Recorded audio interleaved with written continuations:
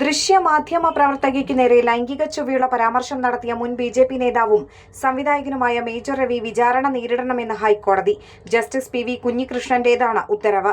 Case റദ്ദാക്കണമെന്നാവശ്യപ്പെട്ട major Ravi നൽകിയ ഹർജി കോടതി തള്ളി.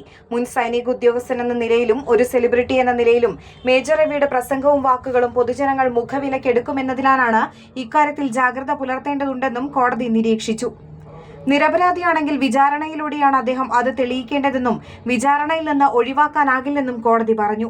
നിയമപരമായ വിലക്ക് മറികടന്നുകൊണ്ടാണ് അപകീർത്തി കേസ് എടുത്തതെന്ന് ചൂണ്ടിക്കാട്ടി പ്രസംഗത്തിന്റെ പേജിൽ നിയമപരമായ വിലക്ക് മറികടന്നുകൊണ്ടാണ് അപകീർത്തി കേസ് എടുത്തതെന്ന് ചൂണ്ടിക്കാട്ടി പ്രസംഗത്തിന്റെ പേരിൽ മേജർ രവിക്കെതിരെ അപകീർത്തി കേസെടുത്ത മജിസ്ട്രേറ്റ് കോടതി നടപടി ഹൈക്കോടതി റദ്ദാക്കി. 2016 മാർച്ച് 12-നാണ് എറണാകുളത്തെ ഒരു സ്വകാര്യ ഹോട്ടലിൽ വെച്ച് നടന്ന ചടങ്ങിൽ നടത്തിയ പ്രസംഗത്തിൽ മേജർ രവി ലൈംഗിക ചൊവ്വയുള്ള പരാമർശം നടത്തിയത്.